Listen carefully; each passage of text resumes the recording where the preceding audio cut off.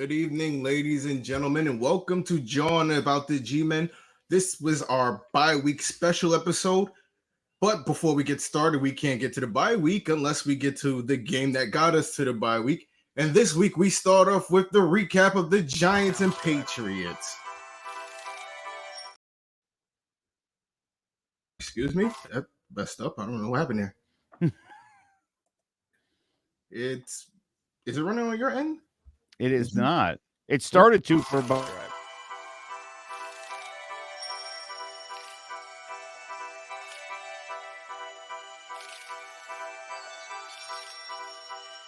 Soundtrack.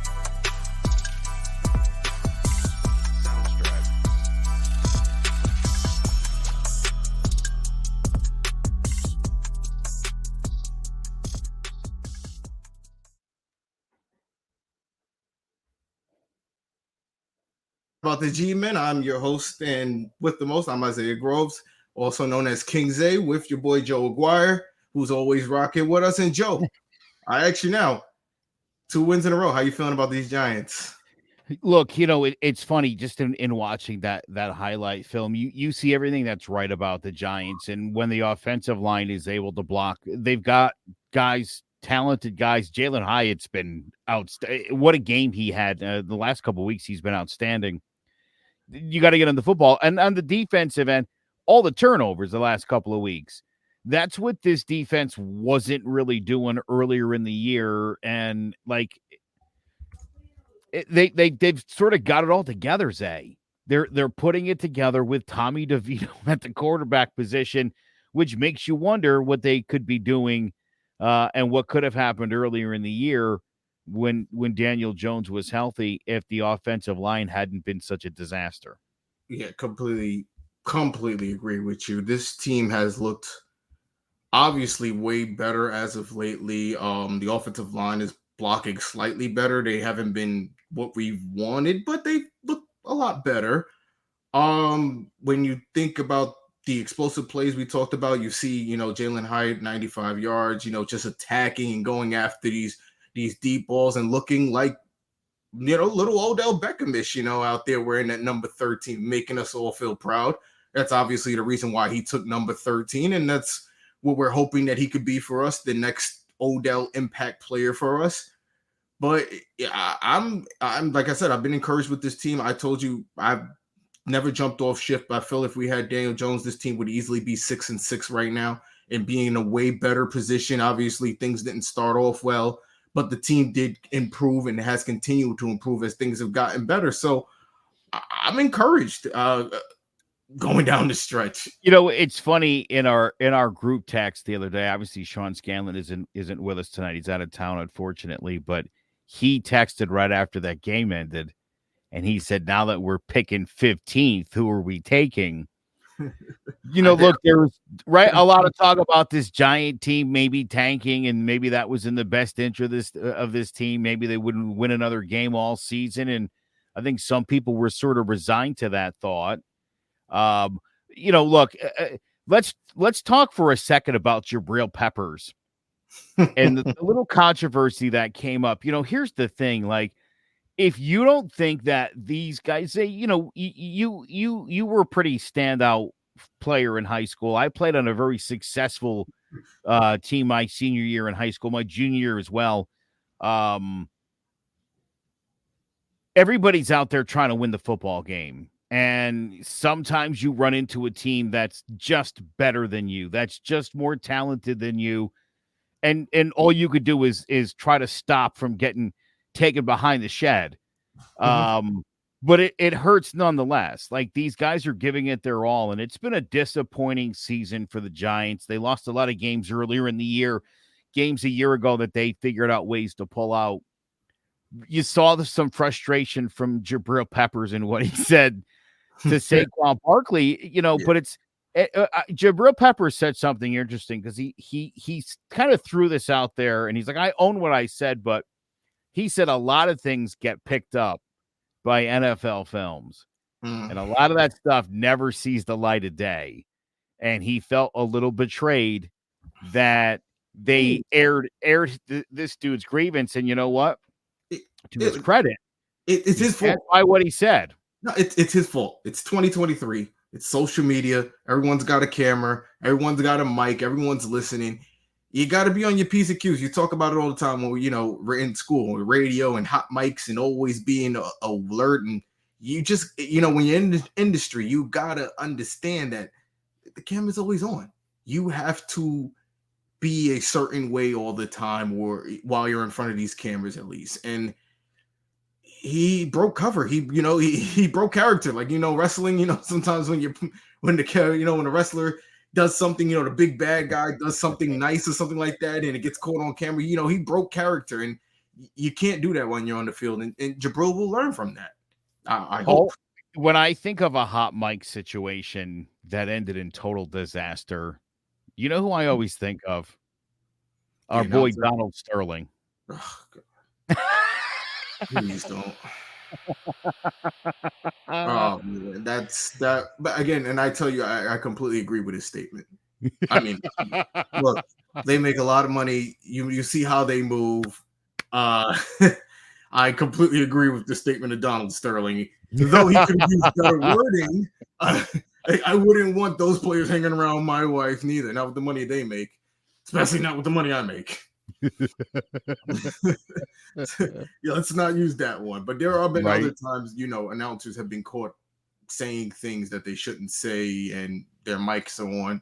They thought because the national anthem was playing, they wouldn't be heard over the air or something like that. So again, it's professionalism. You have to learn professionalism out here. You just cannot be out here willy-nilly. You have to understand how to be in certain spotlights. But to be fair, like the line from Peppers, I mean, I forget exactly, something to the effect of "You're lucky we're ass right now," is an accurate statement by Jabril Peppers, and he's saying it to his boy, his former teammate, a friend, and he's kind of goofing around with him, but in a, you're lucky that this team's not very good right now. Well, not really his boy. Jabril was a Giant. He was here a couple years ago. He was here. So, there's a relationship there. They, they played together. They, you go into battle together. When you done that, there's a big, there's a bond there. And Jabril and Saquon were just doing something friendly. Obviously, it wasn't malicious. He wasn't trying to embarrass his team and make them feel, like they were trash. He just, he meant they weren't good right By now. the way, I do want you to eat your words on somebody. Uh-oh. Who? Kayvon Thibodeau. All right. I said He's a it. monster. I He look. has become everything we want this dude to be. And I think I told you a few weeks ago, I got my son his first Giants jersey, his first official Giants jersey. And number 5's near and dear to me. I've worn number 5 in most of the sports I've played during my lifetime. I love Kayvon Thibodeau. And that was the jersey I got my son. And literally since I got that jersey, this dude has like turned it up a notch to like superstar status. He's starting to get there. He's like pushing the envelope. I would still like to see this guy like Lawrence Taylor Motor. Lawrence Taylor Motor. I'm not saying he's Lawrence Taylor. I'm saying the motor with which Lawrence Taylor operated, where he's trailing a play and he's running a 4.40 after you, and he's coming and he's getting guys behind. I see Thibodeau running down the field a lot, and he's just running. He's not really looking to make a play on the back end, and that upsets me a little bit, where I'm like, oh, come on, dude. You could kill somebody from behind running down that. He's got some speed. He's a great tackler. I'd like to, if he could run a motor like LT, this guy's a bona fide superstar.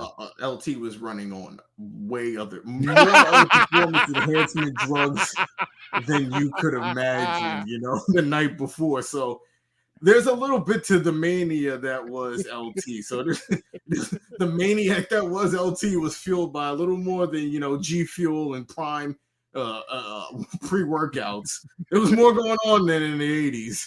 Yeah, so, fair enough.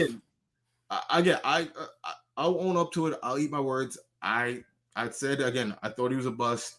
I haven't been happy. I'm still not happy with Neal. I was going to say, as for Lorenzo Neal, point still, yeah. you made your point Neal, on that. And Evan Neal, but I will own. Oh yeah, Evan Neal. Alonzo Neal was the a fullback for the Bengals back about 12 years ago. I will own up to. I was wrong about Kayvon Thibodeau. They gotta move Neal in a spot.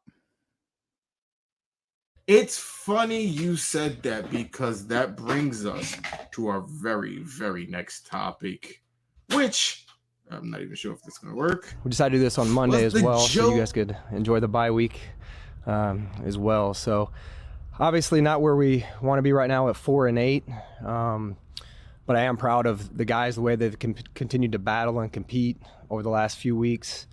Again, when things are bad, they can go one of two ways, and I'm really proud of the way the guys have continued to come in and compete, and we've seen some progress over the last couple of weeks in the results to show. So a lot of we got 5 games left, so against the NFC teams, against 4 different teams, and we're not out of it. So Daniel, he's 5 days off his surgery.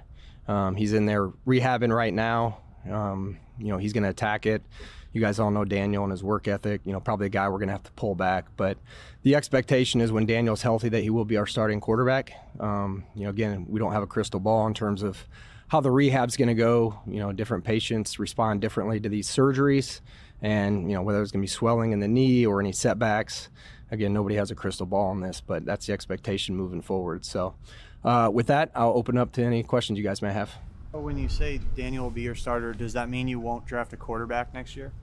No, it does. I think we're going to have to do something in the quarterback, whether it's free agency or the draft. I mean, just where we are. Tyrod's contract's up. DeVito is obviously under contract, and Daniel, we don't know when he's going to be ready. So, just from an off-season program standpoint, I think that'll be a position that we'll have to look. Again, there's different avenues, free agency or the draft, but we'll have to address it at some point. Due to restraints, we weren't able to get the full video. He also mentioned Evan Neal not being moved to guard. He explained that they've watched a lot of film on them, and he said the boy can play tackle, and they're going to continue to work with him at tackle. So that will be the forward-moving goal of the Giants. So With that, my friend Joe, I now ask you, what do you make of this Joe Shane presser? Let me start then with the Lorenzo Neal thing. Oh, Evan Neal. We're gonna Neal. remove Lorenzo from your vocabulary. I'm gonna continue to call. Let's say Evan 5 times in a row. Evan. So listen, the thing with Evan Neal is he's a big guy, 6'8", 330. He played right tackle at Bama. He played some guard. He played left tackle. They were able to move him around. And I think back to, obviously Andrew Thomas struggled, and then he stopped struggling, and he started this is a hard league, and you're gonna face at least 4 out of the 17 games. You're gonna face the Cowboys and the Eagles, who are two of the more aggressive defenses with two of the best front fours in the game, and so because of that, and if you throw Washington in there as well, I mean, you've got you're in a very physical conference. I do think Evan Neal can. I do think he's got the talent. I mean, I watched this guy play in college. Big fan of his. When I saw there was a possible scenario for the Giants to get Neal and Thibodeau, you know how excited I was, and then it happened. I was thrilled. Obviously, Thibodeau's realizing the potential. I don't think Evan Neal is a mistake. I mean, if they're going to work with him at tackle, whatever that means exactly, I don't know what they're doing currently with him. He's injured currently, so he's not doing anything. Yeah. But I'm saying, what were they doing before he was injured that we're going to work with him, to keep him at the position? What were you doing before? Because it wasn't working. It's a question, Bobby. That said, this guy's got amazing versatility. He's got great size, and the Giants still have to address the offensive line going in the next season one way or another. You're probably set at center, once Schmitz kind of gets it together and consistently. But he's going to be a great center. Thomas obviously has the left tackle spot. I think Evan Neal long term, has a place on this line, but you still have a couple spots that you're going to have to address in the future here. Justin Pugh's been a great addition. That's not a long-term plan. You know what I mean? It's not. So great for now, but next year you still got to address it. So again, whether you go out and get a right tackle and move Evan Neal in, this is the same team that said they didn't sign Odell Beckham to trade him. I realize it's a different regime, but fool me once. You know what I mean? Let's move on to the next part where he was talking about Daniel Jones. Well, before you even go there, he mentioned injuries, but also that was left out. I wasn't able to fit that in. Now I ask you about this. How do they now address that? Because you mentioned Thomas, who again is a big injury guy who stays injured. Evan Neal, who's injured. We know that the line has been shifted all around and moved around. What do you make of, a situation for the Giants to improve injury-wise? How do they go about that? Yeah, well, I mean, that's tough. That's a tough situation. It almost seems to me like, you remember earlier in the year when Saquon was out, and I think it was Joe Shane was the one that said he's a fast healer. Yeah. And he missed exactly the amount of games that they initially said he was going to miss. So he's not a fast healer. Well, we don't know if that was all Saquon wanting to sit out or the Giants wanting to sit him out because he is still playing injured currently. Sure. All of this could be a lot of things, is my point. But Andrew Thomas, I don't know. I'm not sure. And the same thing with Evan Neal. I'm not sure how hurt these guys as much as are they holding these guys back. And as you just mentioned, shifting guys around, they've won a couple games in a row. They've been able to make it work. In the case of Evan Neal, he's struggling. So I'm just saying, I don't know. No, I get that, but why would you hold back? Again, he mentioned that they're not out of it. I think they're protecting Evan Neal.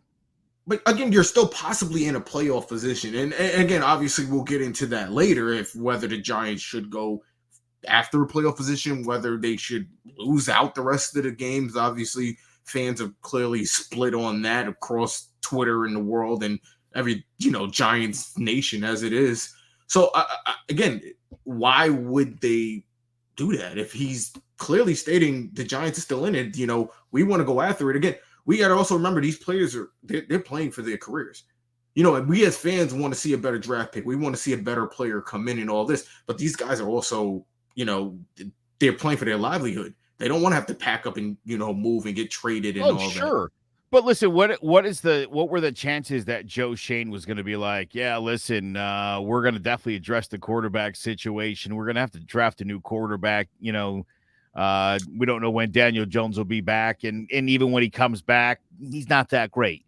He wasn't going to say that. Well, I mean, he mentioned how good he was. He mentioned they're sticking with Daniel Jones because of how well he played down the stretch. The kid, again, he won you 9 games. You asked him last year, and this is what I get upset about fans. You asked him to go out there and prove to you that he's the quarterback, and he did that for you. He went out there, he won you 9 games, got you to playoffs, won a playoff game, and God forbid you build a team that was actually able to compete with the Eagles. You probably could have squawked out a game, and we'd be talking about a Daniel Jones NFC Championship game last year. It wasn't that far off. Obviously, it sounds far-fetched now based on where we're sitting now and where we were last year. But, again, he wasn't that far away. So I personally feel Shane is being genuine with his comments as far as Daniel Jones. I really feel as though they're still behind him. If they were to draft a quarterback, it'd probably be 3rd or 4th round, someone who's not going to be an instant threat to Daniel Jones's position. Or if, like they say, they go out and get somebody in free agency. But I'm a fan of DeVito, if I'm being honest. He's been a really good backup. He's continued to improve every week. I don't see why you don't keep this kid. He understands the system. Moving forward, why wouldn't you want to keep this kid? He's shown toughness. He's got the guts. You know what I'm saying? He's out there. He's taking all the hits. He's making all the plays. He's making the proper reads we see now. And don't forget, during the preseason, the idiots who, he played most of their games. That's it too. And that's another thing. When people talk about his connection with Hyatt and Tyrod Taylor, they played preseason with him. Daniel Jones never got a chance to play with Hyatt until game 1, and we all saw how that went. The ball never went his way. So there was I mentioned to you guys all the time, I hate the way the preseason is constructed now without the 4 games, because that 3rd game gave you a real sense of things when you got a real, simulated game. It was the dress rehearsal game. Now that 3rd game leads up to, the season. There's no 4th preseason game. Yeah. So the way they're structuring it, like you've seen, the backups are taking most of the snaps because you're trying to see what you got outside of your starting quarterback. And we see how it affected our quarterback. He got off to a slow start, and he never really got on pace outside of that Cardinals game. Although I will tell you this, if there's a single Steelers fan watching this or listening to this broadcast, they're going to say, did you see how great our offense looked in the preseason with Kenny Pickens coming off last season and then having the preseason they had? It looked like Pittsburgh was a well-oiled machine. So who knows? But I listen, and I agree with you 100%. I think they've done a terrible disservice. And you had sort of mentioned it earlier. I mean, teams were definitely quick to adjust to the short preseason schedule and put what was already minimal effort into the preseason to barely any. And we saw that pretty much around the league, the way teams are handling it. And I complained the whole time because my thought was, listen, I've been a Daniel Jones guy from day one. Mm-hmm. And I still think he's a very talented quarterback. And I still think the Giants can win a lot of games with this guy. And I do think that as good as the Giants defense has gotten and is capable of being, that this team in current day NFL, obviously not this year, but next year, there's no reason the Giants can't make a playoff run. And as you said, they were make one this year. they're making one this year. I mean, yeah, no, listen, I mean, they certainly are, and listen, my biggest fear for this season was a 6-11, 7-10 scenario.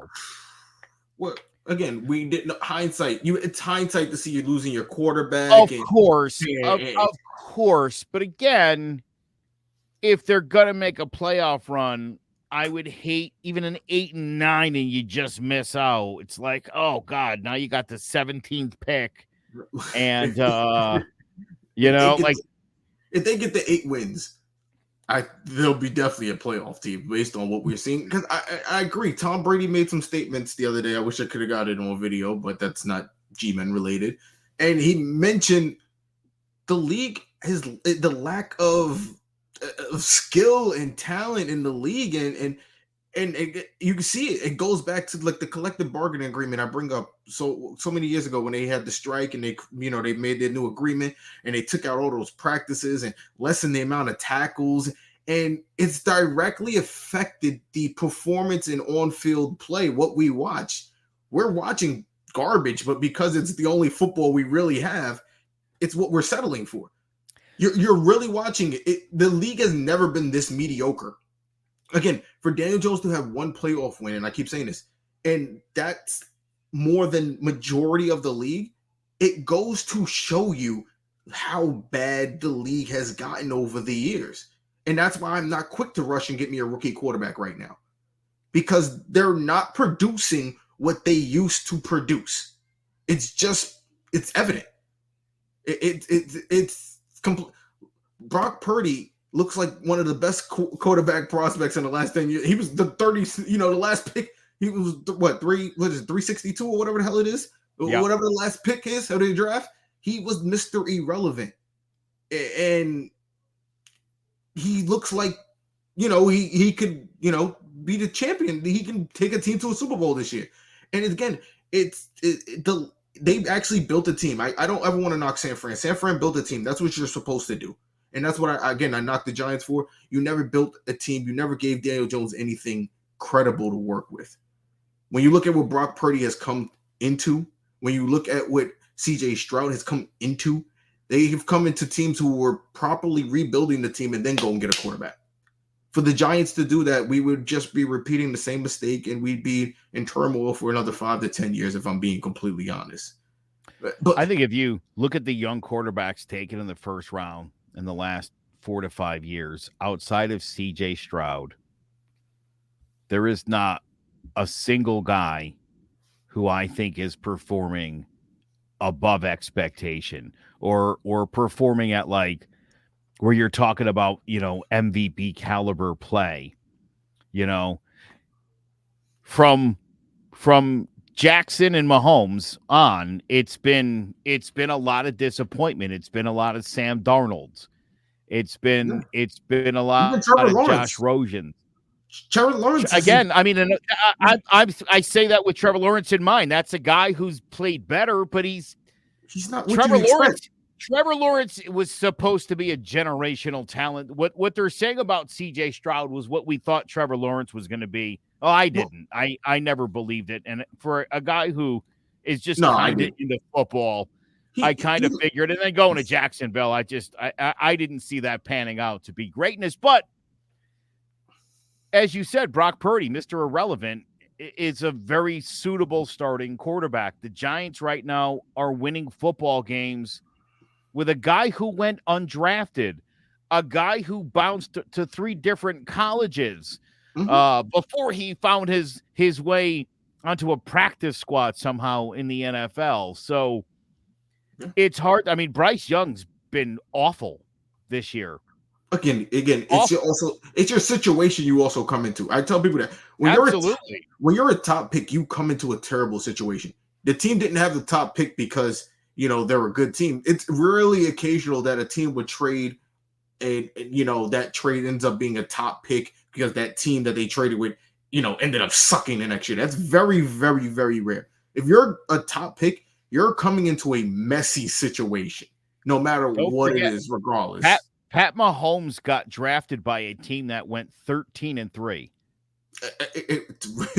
Again, You have to good be in situation with a Hall of Fame coach. And again, a quarterback in front of you who really wasn't that bad, who you could have learned from. It's rare situations that you have that. It's like with Green Bay. Green Bay's luck finally ran out. They had Favre, they had Rodgers, and we know what's going on with Love. So again, I hate the idea of falling in love with the draft.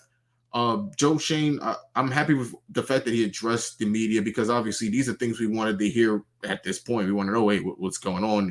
Are we keeping Daniel Jones? Are we not keeping Daniel Jones? Especially me, who put a big bet for Daniel Jones to win, a personal bet with some friends. I need him to win the Super Bowl. But, again, it would suck to see him leave again, because the kid did what you asked him to do. I hate to say it, you asked him to go out there and prove to you he's a quarterback, and he proved it to you. And to jump ship because of half a year, it's really unseen. Don't forget, they rejected his 5th-year option. Yeah. I mean, they could have done that. It was a much better deal for the Giants had they paid that 5th-year option out. But again, if he performed like he did, you would have ended up paying. Oh, I agree. And you know what? For anybody who was pissed about 4 years, 160, take a look at the quarterback market. It is what it is. It is what it is. You're in no scenario where there's a players union are you going to ask a starting quarterback. There are people that are like, take $25 million a year. That's $15 million under the average of what quarterbacks are getting.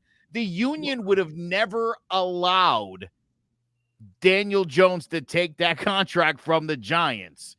They would not, and I don't think people understand that. People don't understand it, that the players union in a million years would not allow a contract like that, where a guy took an undervalued contract. They would never let it happen.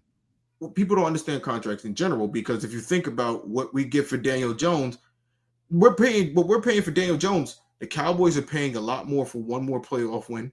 The Eagles are paying a lot more for one more playoff win.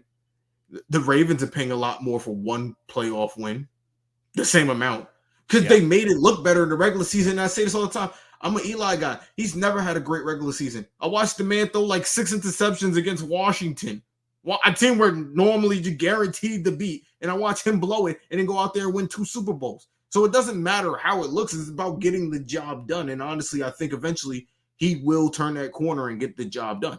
Well, you're exactly right. It's why people keep looking at Justin Fields and they're like, man, this kid's so talented. And it's like, yeah, well, but it's not working out there. It's not working out at all. And it's got to be a little bit his fault.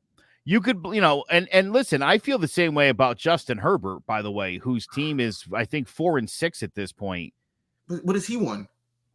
You're going to pay a lot more for him. And he's won nothing. Sure. You're going to pay a lot more for him, but he's won nothing. I tell you right now, Zay, week after week, I hear the coaches, the defense, blah, blah, blah. It's always everybody else's fault. Every time I watch a Chargers game, he throws a pick in the fourth quarter. He makes some boneheaded play every time in the fourth quarter, or at a crucial moment in the fourth quarter, he gives you a 3 and out. I mean, coaching, so it's his fault too. To me, listen, sexy numbers. It's always impressive when you look at the box score. There's not a lot of wins, though, underneath Justin Herbert's name. And so it's like, listen, if you want Tony Romo numbers and no playoffs, okay, I'm with you. And I've had this argument with Cowboy fans. You look at the regular seasons Tony Romo had compared to Eli during that run. Who would you rather have? And they're like, Romo, no playoff wins. Not a playoff win to speak of. Really? You're that enamored with like 35 touchdowns that you would rather not go to the postseason than have a quarterback that throws for 22 touchdowns and 18 picks, and that's about as sexy as it ever really got. But you won Super Bowls, and that is, again, the point of this sport. Well, Joe, I work for the New York Knicks, and I sit in the crowd with people from all over the world. I sat a couple of games ago with a Dallas Cowboys fan, and we had a wholesome conversation, believe it or not. There was no fighting, no fisticuffs. Wasn't an Eagles fan. When he said, this is our year, what did you just let it go? No, he didn't even say that. He was smart enough. He was smart enough to know they haven't played anybody. If I'm going to rattle some cages, guess what? The Cowboys haven't beaten anybody. The only one people they've beaten with a winning record are the Seahawks. If I'm being honest, the other team they played were the Eagles, and we saw what happened that game. Cowboys fans, cry your heart out. But he spoke to me, and he literally said to me, he said this right now, if he had the option between Dak Prescott and Daniel Jones on his Cowboys team, both healthy, he'll take Daniel Jones. And I couldn't agree anymore, because you look at the weapons they have in Dallas. You look at that line. Imagine if he was able to throw and run behind those lines and pass. The kid would probably throw for 30 touchdowns, run for 20, because you see what Dallas does to teams based on their line. You see the runs Pollard and these guys get. Saquon Barkley must dream of running behind lines like that. I mean, it's ridiculous how good that line is. It seems to me that most fans around the league don't recognize how good of a deep ball Daniel Jones has. There's, the nickname Danny Dimes comes from the insane throws he's made at practice. Danny Dimes. That's where the nickname came from. He's got a great deep ball. He's very accurate with that thing. They don't do it enough. But he's got great legs. He's got great wheels. This guy's an extremely good mobile quarterback. I know there's another white one named Josh Allen. And the idea that there might be a second one, I think most fans can't really get behind that notion. Well, could I say this? And I will say this. Daniel Jones did a really good job of managing turnovers last year. Kept it very low. Mm-hmm. Josh Allen can't do that. He really and one thing I mentioned it too last year. If you look back at our podcast, there were games in the second half. I felt Daniel Jones was going to come back and win us the game, and he did that. Whether it was him as Saquon or whatever, I never felt nervous. Josh Allen makes you nervous when you watch him play the Jets. You know what I'm saying? Yeah. Well, it's funny. I actually threw this comparison out. And you brought his name up earlier, but Brett Favre. Brett Favre was a great quarterback. He did great things, but my God, was there a guy that threw bigger interceptions in the fourth quarter and in overtimes of games, big, important games? Like, it's good. It's good, right? It's good to be a gambler and throw the football down the field, but man, some of those were like back-breaking interceptions that he threw. My thing is, again, Jones can't catch a break. You argue about his turnovers, he cuts down the turnovers. You argue he don't score, he throws touchdowns, he runs touchdowns. Like, you say you want him to win something, he wins you 9 games, he wins a playoff game. What more do you want from him? I really start to feel bad for the kid in some senses, because he's giving you everything he's got, and you haven't given him anything. And he doesn't throw anybody down under the bus. He could easily be like, my coach sucks. Kafka is terrible at calling offense, and he doesn't. He just takes it on the chin. He went to the media, he stood in front of the media and answered questions right before surgery. He said he plans to be back. He plans to work harder than ever. That's the type of kid I want. Not the kid that cries after a loss. Let me game. No, I dig what you're saying. Let me throw a name out at you. Mitchell Trubisky. Yeah. Who was a first-round draft pick of the Chicago Bears. He was supposed to be good too. Had a terrible offensive line. This is a guy that took them to the playoffs. Yeah, well, the defense. Yeah, no, I understand that, but he also had to help them win football games. They won enough to qualify for the postseason. They won a playoff game, and he was out looking for a job the next year. And it's a classic case of, again, if you don't believe me, look this up. He's got a better career winning record than Deshaun Watson does. Deshaun Watson gets $250 million guaranteed. This guy's looking for a job. Why?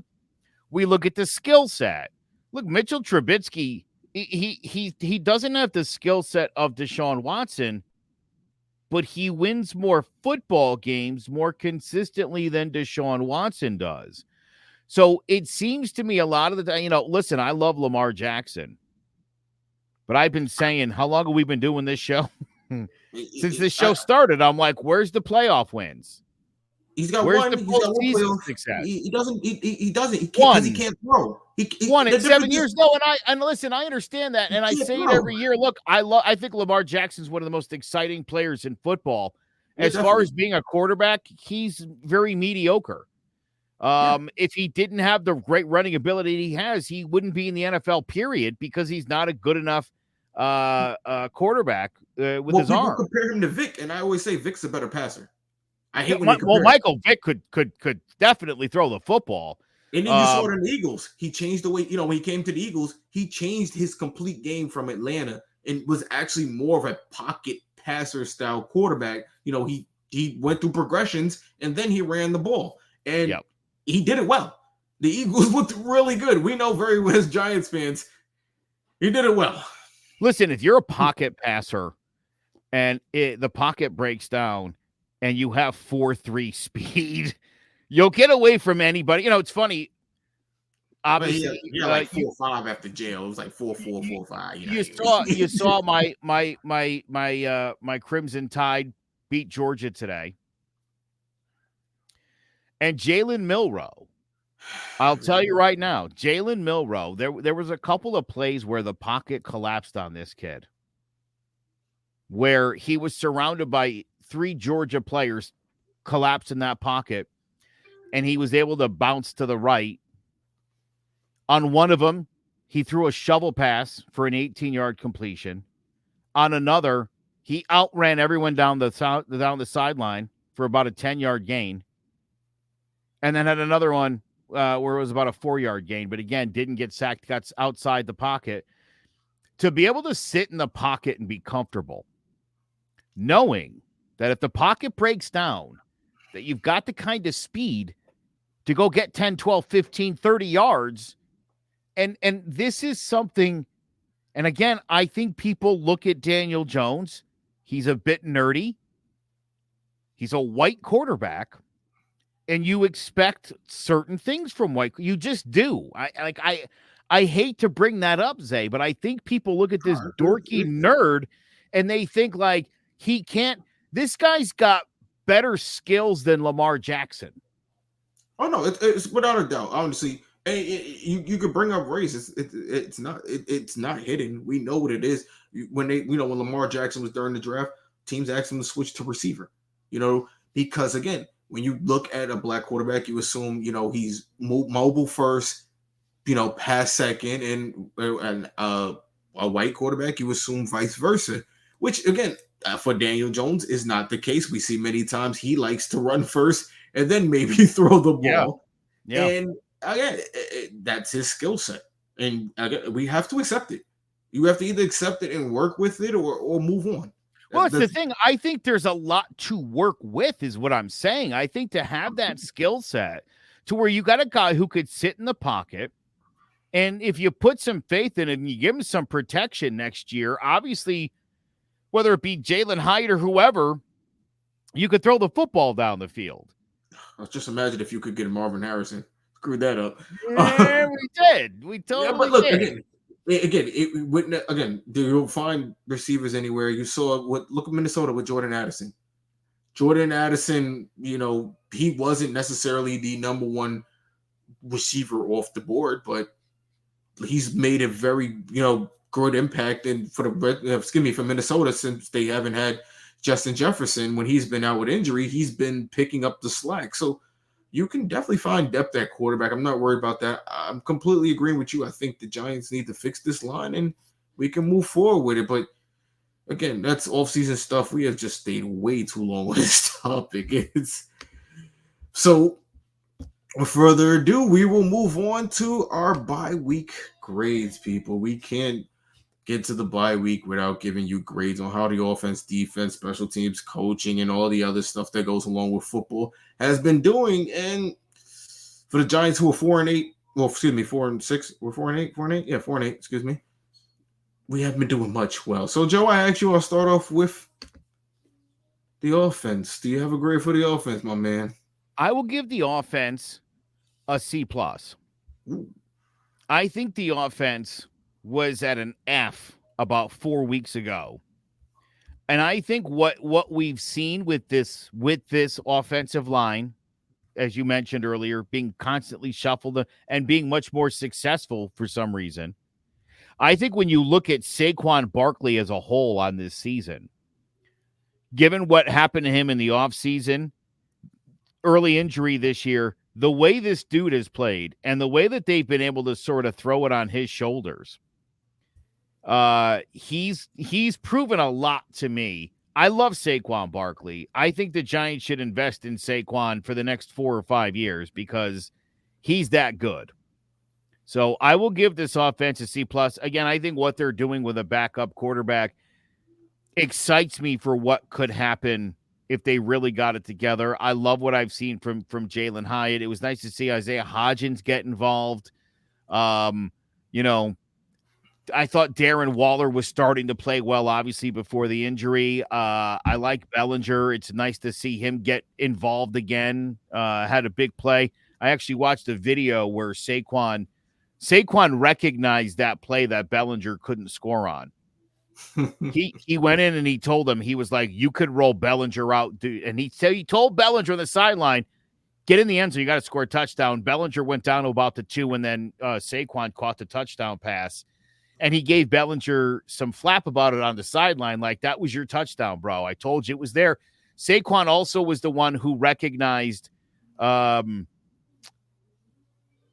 he went out on the pass down the left sideline.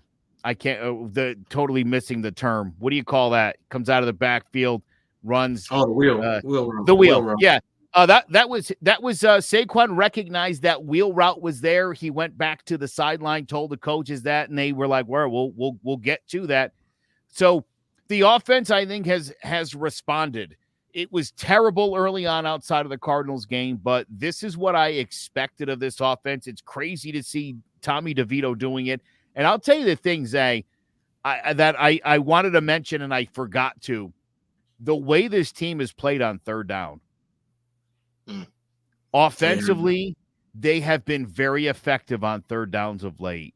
This is a team that always, if it's 3rd and 7, it's a 5-yard seam or what, it's always something stupid. They've been converting. Yeah, I mean, they've been converting.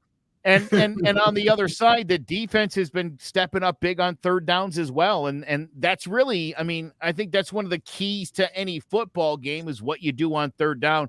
Suddenly this Giants offense is converting in a big way. Yeah. Well, thank God, finally at this point. So that now brings us to our next topic. That would be the defense. Do you have a grade for the offense? No, look, I prefer to stay out of it because I have I'm giving Fs all around because you know exactly where I was in the beginning of the season. I wanted 10 wins or more, so anything less for me is an F. But I am happy we have 2 in a row. Yeah. So I've decided not to do a grades. This defense, I'm glad you brought up this defense now. I would give this defense a B-. This defense would have had a D a couple of weeks ago. I've mentioned this a couple of weeks ago. I think over the last 5 or 6 games, Bobby Okereke has been the monster I assumed he was going to be when the Giants signed him this offseason. I remember after like the first couple of games, I thought, didn't we sign that guy from the Colts? What is even going on here? You did say he didn't do anything. He wasn't doing anything. You needed more from him. He was not doing anything impactful, right? I stand by that. The first few weeks, he didn't do anything where, again, he was someone I was very excited about. Kayvon Thibodeau didn't get off to a great start this year. He has slowly but surely turned it up. This defense through the first 9 games, I think, had like 6 turnovers on defense. They've doubled that in the last 3 weeks. So 2 touchdowns too. Yeah, look, there's been a lot of sacks. There's been a lot of passes defended. There's been big hits. There's been interceptions. There's been pick sixes. This defense has been making it happen. I notice we don't do this. We've never been a do this kind of team on the tackles. Let's punch that damn ball out. You're starting to see a very aggressive New York Giants defense. I love Wink Martindale. I know there's I guess some beef between him and David, from what I understand. And I do believe It is speculated. It is speculated, but it seems very believable. Listen, these guys didn't have a relationship prior to being paired off here. And Dable's given a lot of responsibility to Wink because he's a veteran defensive coordinator, one of the better ones in the league. But when you're not winning football games, it's on the head coach. And something tells me the head coach, in relaying to Wink what he's looking for, I'm sure that rubbed Wink the wrong way. So I can look, there's a reason Dable brought this up the other day and kind of cleared the air like, hey, we're cool. There's no beef. He did because there was. I think they're over it. I think they're over whatever was going on, but I do think something was going on. You heard a couple weeks ago, Xavier McKinney was saying, hey, look, the leaders aren't being heard on this team. We're going to Wink and we're telling him what we're seeing and we're still not doing anything about it. Why was that happening? Because of Brian Dable. I think he and Wink cleared the air. I think we're going to listen to the players a little bit more going forward, and now everybody's cool. Okay. No, I can completely agree with that. Again, I think a lot of it is just speculation. When you are a losing team and things are happening that, aren't positive, there's just a negative energy, negative atmosphere. And, it's just all combines and it made a situation. Losing sucks. It does. Especially when you have some expectation that there would be success. All off season, you know how pissed I was at ESPN. All the talking heads were like, regression for the Giants. And I was like, how? Where would they regress from? And obviously there's been a great deal of regression, but I stand by what I said. Most of these people were talking out of their asses. The Giants addressed most of the issues that they had. You would have thought they would have been a better football team as a result, not worse. But again, you can't assume performance based on, a team and paper. We say it all the time. That's why we say teams. We always say teams look good on paper. You can't. Sure. Well, that's exactly what the expression is. That's what it is. Between me and you, did we all expect the Giants to come out and open up the way they did against the Cowboys? No. We expected them. That was real bad.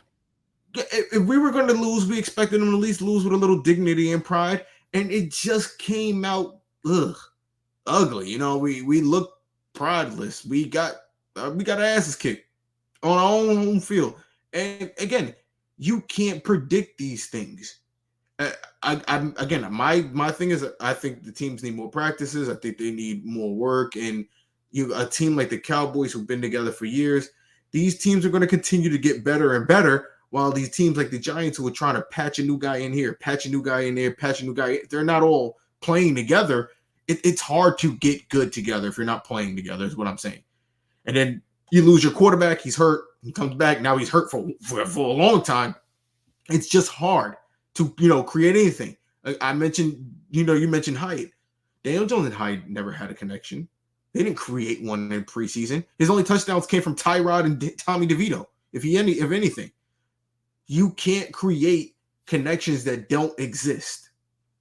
That's the only thing I'm trying to get a point across. You know what I'm saying? But again, we will move on, and I digress. I'm not going to sit on this because everyone gets an F. Everyone gets an F.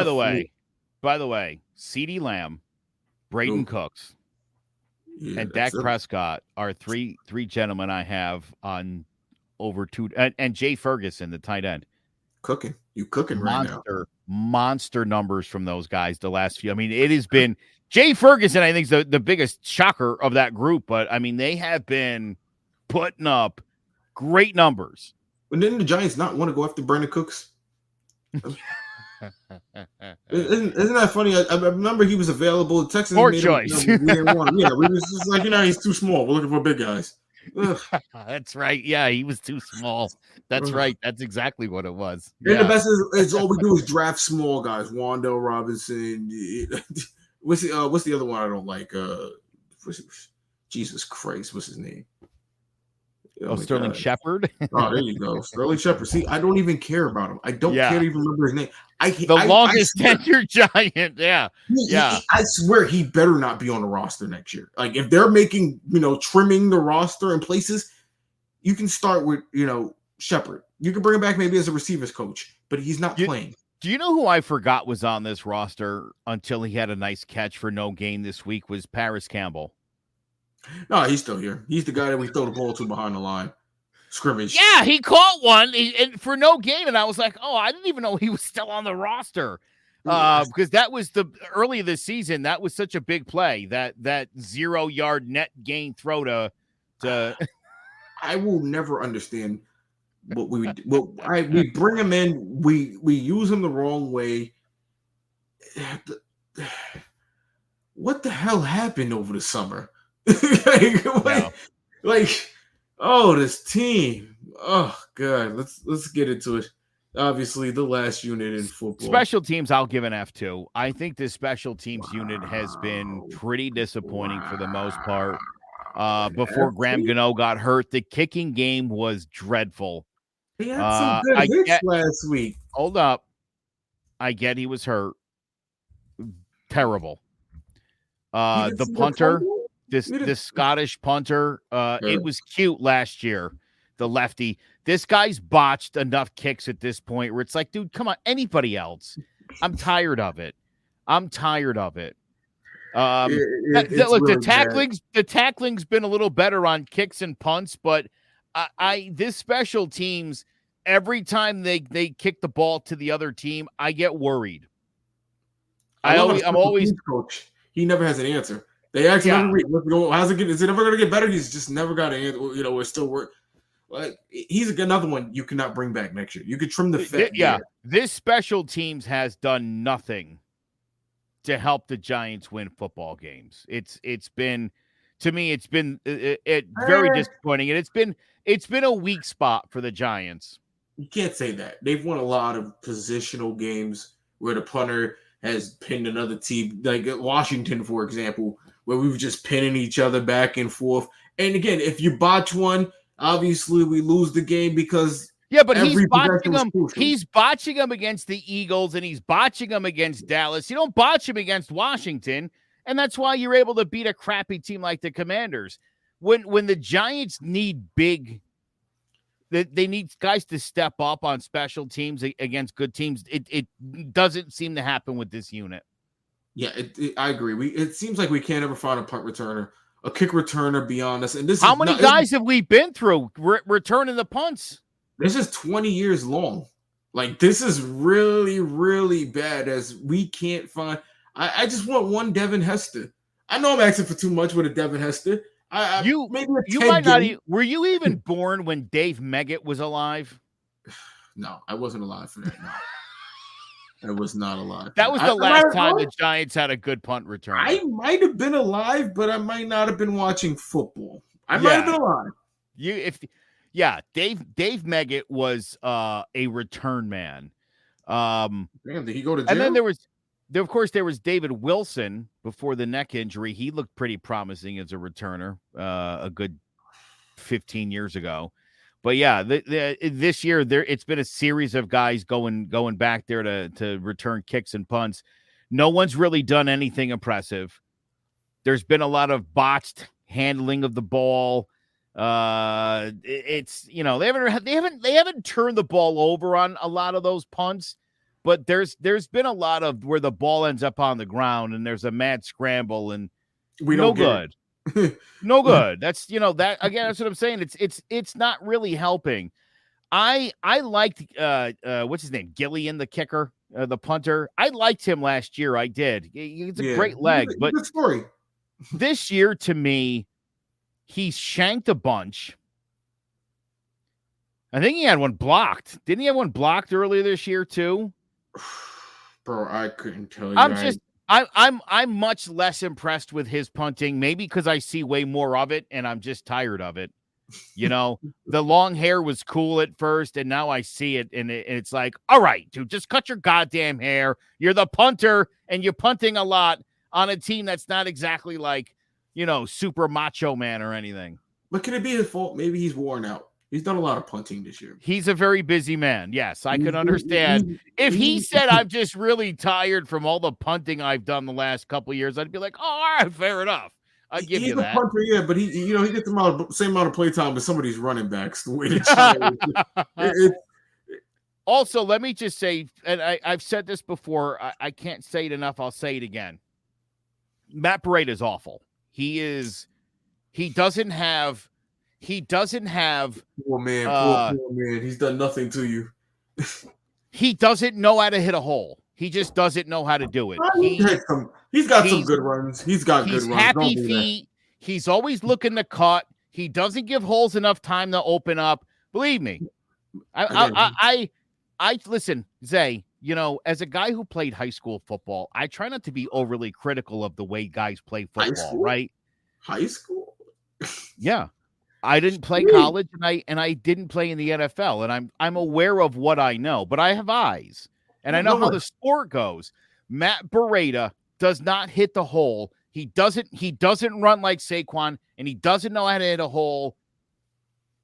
To me, that's a guy that's just, when he's in the game, I don't ever think like, oh, it'd be cool if Breida broke one here. Because by broke one, it would be like 7 yards would be a miracle. Stop it. He has good runs. You really be dragging him. Zay, you really do be dragging. Few and far between. And for the record, Joe, please never hate on high school football. Again, high school football is the pinnacle of football, because guess what? Whether you're a pro or not, you had to play high school. You don't have to play anything else. And one thing we all got in common, we all play high school football for the most part. Listen, look, I understand that, look, I played against the Bucky Jones in high school. An NFL football player who went on to great success at Syracuse and then with the New England Patriots. You know what I mean? To watch, we had an all-state linebacker on our team, but to watch Bucky Jones, a guy who was on his way to the NFL, against the other 21 boys on the field, you know what I mean? It was like you just the way that kid moved across the field. It was like, oh, this kid's on another level. I assume that's what college football was like. Okay, you're level. Bragging. You're bragging. If I must, if we're gonna throw the bragging game, I did go to high school with Jordan and Jared Dangerfield. Jared Dangerfield played for the Saints. Jordan Dangerfield played a couple of years for the Steelers. Miguel Masonette, I played him in the Long Island Championship game. He was drafted by the Eagles. So, I wasn't bragging. I was name dropping. If I was going to brag, I would tell you about the 3 plays at the 1 yard line where I stuffed to Bucky Jones. 3 consecutive plays. Driving the A gap and taking my man out in the backfield. 3 plays in a row. Bragging. I was the final quarterback in for the Nassau County Championship game. If we want to be that, this is bragging. I was name dropping before. Name dropping. This is actually bragging. People are going to sit at home and it's just like, damn, they wish their high school careers were that good. Please don't make them feel any more jealous. Joe, we got to get with our final grades. What are you giving the coaches? What are these? I'm going to give Brian Dable an absolute F on this season.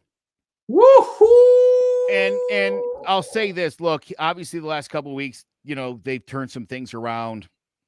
He's made some amends with the team and the staff. I don't think this guy's. Listen, even if the Giants finish, let's say they don't win another game this season, I don't think. I mean, I don't believe his job is in jeopardy at all, and I don't think it should be, and I don't think it should be at all, Zaya. And I'm like totally. I just want to put that out there. Obviously, you lose your starting quarterback and your backup quarterback, who's a decent quarterback in his own right. The expectations got to be low. They got off to a terrible start. The kind of start that's hard to come back from. They're trying to do it still, and it's still a work in progress. I've been very unimpressed with Brian Dable. A lot of the decisions he's made, just stupid 4th down plays. A couple weeks ago, was it the Buffalo game at the end of the halves where they totally blew that? Well, that was a Tyrod move. That was more of a Tyrod. No, I understand it was Tyrod, but who's their coaching Tyrod? Yeah, but Tyrod thought that for real. You're the goddamn coach. You guys, you're in his helmet. Tell him what to do. Tell him the right moves to make. Again, I had an expectation for this team, and it has been an absolute failure from what I thought was going to happen. For that reason, I give him an F. Mike Kafka, F. Total disaster. This guy has not gotten his act together. It's, again, week in and week out. Why don't we throw the goddamn ball to Hyatt? We finally do. He's catching the ball all the time. He looks great. That could have been happening all season, Zay. All season. Wink Martindale, I'll give him a B. because that's a guy who I think puts his unit in a good position all the time. If they don't execute, that's not on Wink. It's on these guys. But Wink puts them in a position to be successful, and that defense knows it. And now that everything is clicked, they're a turnover machine. They're getting a ton of pressure on the quarterback, and as you pointed out, those young quarterbacks are really damn good. So good. And I think a lot of that has to do with Wink's coaching. So I'll give him a B, but overall the coaching's been god awful this year. Well, first off, let's the Tyrod statement. 9 times out of 10, that's Daniel Jones. That play, Daniel Jones runs it, he sneaks it, he's getting in. It's a touchdown for the Giants 9 times out of 10. Say, real quick. He's a bigger body. He's a plastic. You were a quarterback. We Yeah. just talked. I don't want to talk about high school football again, but let's talk about practice. Friday, what do you practice? Wait, again, we're talking about, yes, you do walkthroughs. We run the 2-minute. You run your 2-minute offense. You literally take a drive down the football field. So you rehearse the different scenarios that you might face. How is your starting quarterback not prepared in that situation unless the coaching let him down? Because again, when you're coaching, you coach for everybody in that situation, especially in that league at that level. Again, Daniel Jones, we mentioned it. Daniel Jones runs that ball. He's in the end zone. We all know that 9 times out of 10, whether it's quarterback sneak, whether it's, he runs out the outside and he runs one guy over. And again, that's probably what Tyrod was thinking. Hey, I've seen Daniel Jones do this 100 times. I'll do it. It didn't work out the same. Tyrod doesn't realize AJ eventually catches up with you. He's obviously not as fast. He's not as strong as Daniel Jones. And look, it was a bad play, and he'll learn from it, hopefully, when he's playing for another team next year. But, that's part of the game. As far as Kafka goes, it's funny that you say that because Kafka and, Mark Winkdale, they were head coaching candidates last year. There were teams who actually wanted them to come in, and the Giants, especially a lot of fans, cried out to, not wanting to lose Kafka, not wanting to lose Mark Winkdale. And I agree with, defensively, because you're only going to get so lucky with defensive coordinators. And we've gotten lucky through the years with defensive coordinators to lose Perry Fuel, who was a pretty good defensive coordinator, and then to come back with, Mark. He's just been like a godsend for us, basically, on the defensive end. You see, like you said, you mentioned B- or B+ for them because they've been playing so well as of late and they've gotten better. But it's just funny to think that those two guys who have had completely different years were at some point last year during the winter or summer coaching candidates for other teams. It's just it's crazy to think that, and it makes me back to what happened over the summer with the Giants. And is it the lack of practices? Is it the lack of togetherness? Are they not on the same page? Because then you mentioned, we go back to game 2 in the second half where it's very clear that Brian Daboll is calling the offense. Say whatever you want about the rest of the year. All I can tell you for 100% sure is the second half of the Cardinals games, Brian Daboll was calling the offensive calls. And the offense looked completely different. It looked very reminiscent of the way it looked last year. Yeah. And this year, obviously, like you said, it's getting better with DeVito. It's not great, but it makes you wonder at the end of the year when the Giants are making coaching adjustments and staff, who's coming back?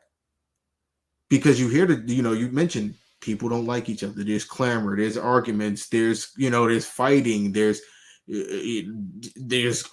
disagreements. I mean, obviously Dable's saying they're cool, they're eating donuts together and they're dipping them in milk and having fun, and he's giving them game balls at the end of the game. But it makes you wonder again at the end of the season, are you really going to want to move on to another quarterback now with a new offensive coordinator possibly coming in and that whole situation? You see how that's affected other teams. Look, I bring up the Eagles and the Cowboys, for example. You can see at times with their offense it sputters, basically. That's what I mentioned when I say the Eagles don't look 100 to me. because I see sputters in their offense. Where I see times where that offense looks like it looked last year, where it was an absolute juggernaut, and then there are times where it looks like, oh, they don't know how to play football. It does look like and again, I'm not sure if it's lack of practices, lack of communication, new offensive coordinators, this, that. It makes you wonder again when the Giants get to the offseason, how they're going to address the situation with the coaching and obviously quarterbacks and going forward. Are you going to want to bring in a vet? Are you going to want to keep Tommy DeVito? What do you know? Obviously, 8 months means Daniel Jones should be ready by July. 10 months would put him at September. And then, whatever happens with contact and ramping up and yada, yada, yada. So realistically, we'd love to see the 8-month process over the 10-month process because that would get him closer to a starting date. Yeah. But again, there's going to be a lot of questions going for the Giants going into the offseason as far as coaching, as far as offensive players positioning, who's drafting. But for now, all we can do is worry about life after the bye. And I ask you, Joe, what do you see going forward for the Giants? Do we tank? Should we go for the playoff run? Yeah. Should we just continue to play football and whatever the hell happens? We're beyond this team tanking now because, I think they've won too much at this point. And so we're coming back with Green Bay. That's a Monday night game with Green Bay. Yes, it is Monday night. I mean, again, that's a game the Giants can win. Please not. Could you imagine the talk? Tommy DeVito can win in prime time, but Daniel Jones can't. We'll never hear the end of it for weeks. That will never happen. Love it. I'm calling it now because that's going to be the headlines on ESPN. Tommy DeVito wins in prime time. Giants' first prime time win in whatever year. They're gonna, they're gonna drag it. They're gonna blow that up. But Saints the week after, winnable game. Very winnable game, especially the way they've been playing. Don't love this Christmas engagement with the Eagles. I'll be quite honest with you. Not a fan. I do, because at that point, I think the Eagles would have their season wrapped up and probably be playing backups for the most part. I don't know. Because you got to think about it. That's in the away game. Is that the home game or the away game?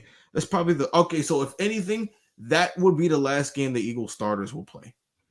I don't think they'll play their starters in the Giants home game. That's at the link. Well, yeah, and the 25th is in Philly. Yeah, at the last game of the season, you have to think about it. If I'm a playoff team, I'm not going to want to play my starters on that Giants turf the week before. Bro, that's total. You know what? 1,000%. The last place I expect Jalen Hurts to be, especially with knee issues going in January, is on that Giants football field. Yeah, no, I'm with you there. So, look, I'll say, I think Green Bay Saints, I think the Rams on the 31st. I think one of these two games against the Eagles, especially that second one, if they're not playing starters, you're looking at 4 wins. You could get to 5 in a row if you could beat the Eagles in Philly. Look, I think they know what they've got ahead of them. The Eagles are the Eagles. It'll be interesting. Look, we thought maybe the second crack at the Cowboys this year, maybe they could close the gap after the disaster on opening day, and it was worse. But the Cowboys like beating up on. Yeah, no, I was just going to say though, but things were going really off the rails for the Giants at that point. It seemed like a lost season. It was spiraling away. Yeah. Now they're playing hot again, and so now I have to wonder. Can the Giants win? I think the Giants have some winnable games here. I think they could go 4-2 in these next 6 games. That's a possibility, which would put them at what? 8-9? 8-9? Whoa. Imagine that. Which again has been my fear all along, is an 8-9. It puts you right smack dab 16th, 17th pick, somewhere in there. 17th. That puts us in the playoffs. We're 20-25 at that point. And even worse. Even worse. You're not. Well, again, you have the blessing of trading Leonard Williams. You could probably package now a first-round pick and that early second-round pick and make that something pretty to another team where maybe you can move up and get you a Joe Alt, get you something that will help immediately. I'm not a fan of the Giants taking a quarterback in the first round because I want someone who's going to come and affect the team immediately. If you bring a quarterback in who may not necessarily play in the beginning, all you did was waste a first-round pick on someone who does not affect the team. I would rather them load up on offensive linemen and lose a whole bunch of games in 2024. And if you look, that's the other stupid thing, right? I mean, Caleb Williams is fine.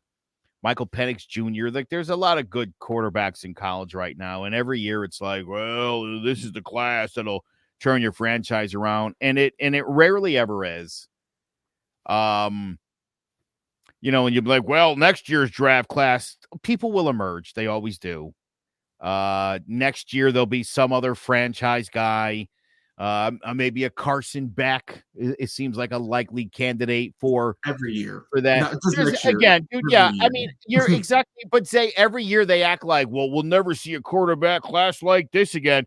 This is the next class of 83, and it never, ever is. It never so hits. Yes, the crapshoot of 2024 will be the same crapshoot of 2025.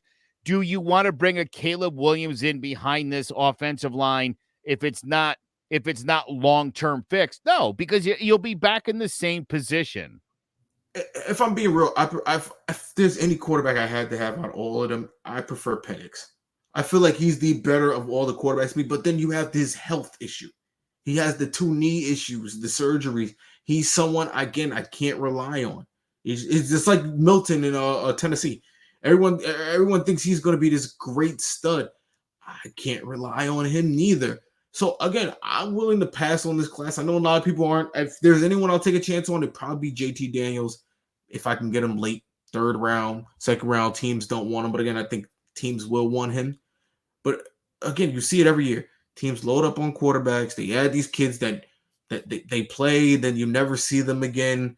Like you mentioned with Justin Fields, the backup comes in, looks better than Justin Fields looks, and now they don't know what to do there. They've got there's no such thing as a surefire thing. Stop listening to Mel Kiper. Stop listening to all these guys on ESPN who are telling you that this kid's a top pick no. There's no such thing. We can never assume what someone's career is going to be based on what they did in college, because college is a mixed bag. You get a lot of kids who are 3-star, 2-star, 4-star, some kids who are undrafted walk-ons. The NFL is the cream of the crop. These are the best players in the world. These aren't walk-ons. It's very rare that you make a tryout and get on an NFL team. You said it. You said it earlier, when we talked about Pat Mahomes going into a good situation with a good coach on a good team that had a good record, with a good quarterback in front of him who he quickly dispatched and replaced.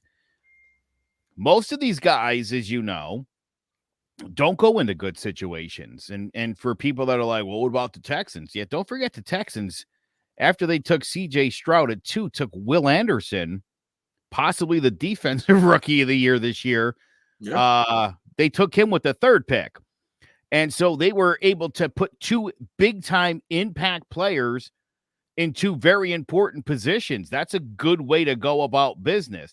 They also did a pretty good haul in the deal for Deshaun Watson. Yeah. It's the reason you trade guys like that. Well, you want impact players. You want Aiden Hutchinson type guys. You want guys who are going to affect your team immediately. Yes. Which, again, you got to ask yourself with Detroit to go out there and get Jahmyr Gibbs. And why isn't Jahmyr Gibbs getting the ball 35 times a game?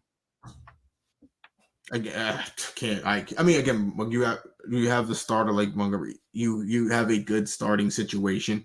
It's a plethora of riches. It's like when you have a ton of good starting pitching. That's not where you put your number 1 pick when you already have a David Montgomery. You have Jamal Williams who rushed for 20 touchdowns.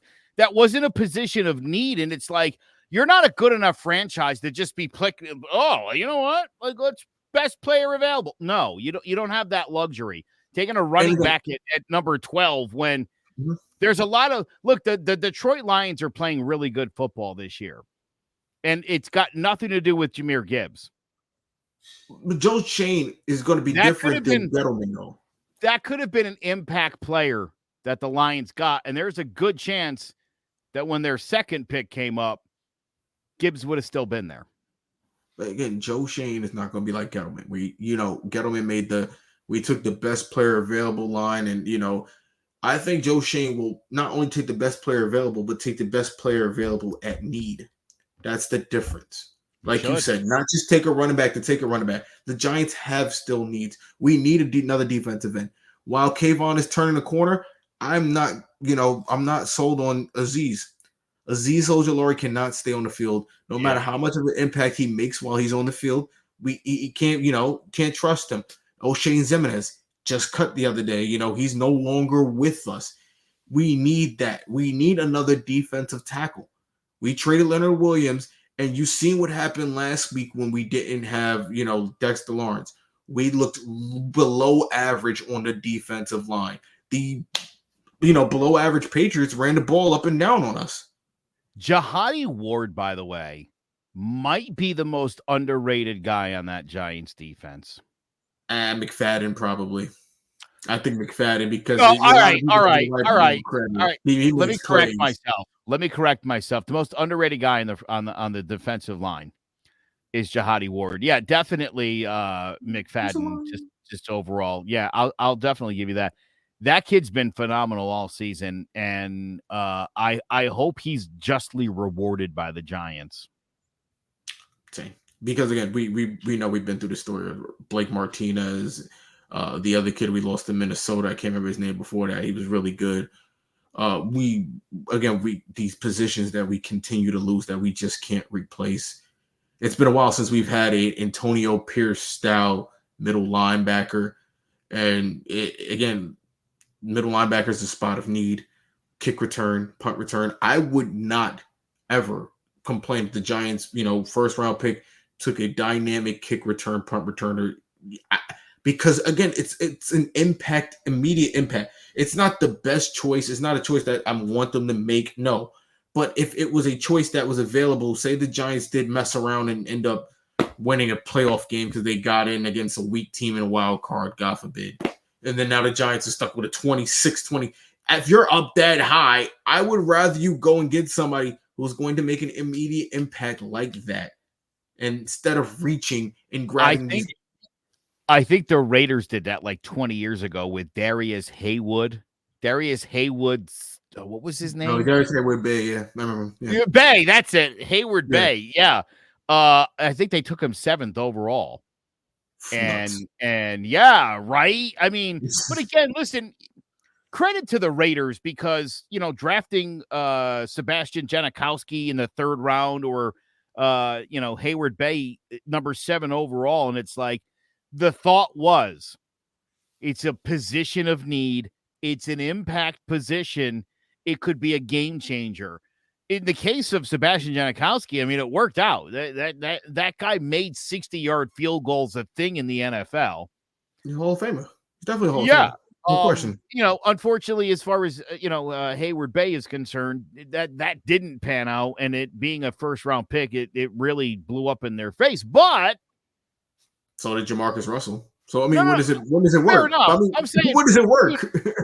Well, not for nothing, Jay. What is that guy? 3 kickoff returns away from being a superstar. You know what I mean? Yeah. Like that could have been brilliant, but it didn't pan out. I give them the credit for you know what? Like that's what they wanted. That's what they needed. That guy was available. Go for it. I would never be mad at a GM who was like, I picked this guy. I stand by. Here's the reason. You see all the nonsense going on in Carolina right now where everybody's like, well, I wanted CJ Stroud. No, you didn't. No, you didn't. Everybody thought little old Bryce Young, little 5'11" Bryce Young, 5'10" Bryce Young, maybe 5'9" Kyler Murray. It's all hindsight. No, again, it's 2020. It's like I said. And again, right? Ohio State quarterbacks don't cut it in the NFL. CJ Stroud, guys who score poorly on the Wonderlac test, they don't make it in the NFL. CJ Stroud, guys who aren't accurate in the intermediate zone don't make it in the NFL. And CJ Stroud was like, really? Hold my beer. because that's really worked out very well. But again, it's a crapshoot. You never know. Peyton Manning, Ryan Leaf. For anybody who's like, who the hell is Ryan Leaf? Yeah, they were people that wondered if Ryan Leaf wasn't a better quarterback than Peyton Manning coming out of college. Imagine the thought. There were people who thought that. Ryan Leaf's career was a disaster. A disaster. Jamarcus Russell, who you mentioned, another guy who, Vince Young, another superstar from Texas. Like, oh, this kid's going to dominate in the NFL. Disaster. He wasn't. No, he was a disaster. He wasn't what he was supposed to be. But that's what I mean. Listen, if you're projected to be a number one pick, they're talking about you being a 10 to 15-year starter. Maybe they're talking golden jacket, a little prematurely, and you don't even come close. You don't have a season where you threw more touchdowns than picks. You're a disaster. That's awful.